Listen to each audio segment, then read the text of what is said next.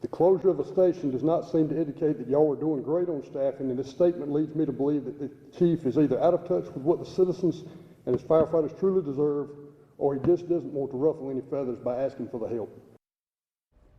Keeping fire stations fully staffed. It's a challenge for first responders within the High Point Fire Department, and as you just heard there, community members and firefighters made sure city leaders heard them loud and clear. Yeah, tonight they spoke out about next fiscal year's budget proposal. Fox 8's Justin Lundy joins us now live outside of High Point City Hall. Justin, there were a lot of people who want to see change. What did the city council end up deciding? Ultimately, the city council passed the 2025-2026 budget, but not until they heard from firefighters who encouraged elected officials to take action.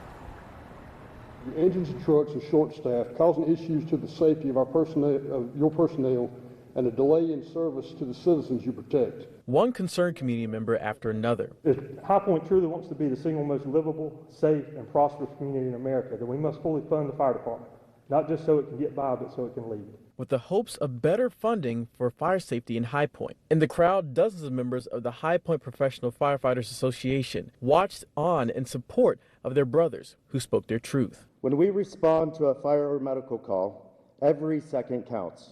Larger crews are not only able to deploy hoses and rescue victims faster, but they also increase the safety of our firefighters. This demand for better staffing came to a head last Friday, according to Robert Templeton, the president of the High Point Professional Firefighters Association. Engine 13 and Rescue 1 were taken out of service, both located at Station 13 because of staffing shortages. It resumed operation that afternoon after Fox 8 started asking questions. It's an issue business owners say they are not okay with. It's sad and it's, kind of frightening in a way because, we love our firefighters and we feel safe, of course, and when they're knowing that they're around. In the proposed city budget for 2025-2026, High Point city leaders proposed spending just over $947,000 more on its fire department than last year. City officials say most of the added costs come from pay raises, health care, retirement, and to replace an apparatus. While it is something, Templeton, along with many other first responders, demanded adding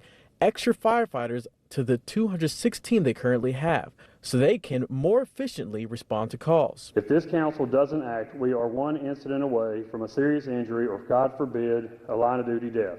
After several speakers, city leaders, including Mayor Cyril Jefferson, made it clear they heard their concerns loud and clear. With that being said, they promised to investigate the staffing issues within the fire department and amend any changes to the 2025-2026 budget if needed, for the betterment of the fire safety in High Point. We approved our budget tonight, and however, our process makes space for us to do the studying and as needed, make those adjustments in the budget if we find that that's necessary. We want to check out what cities around the state are doing to ensure that as we look at if there are any staffing shortages or if there are additional training requirements, that we take the time to invest in that and commit ourselves to it.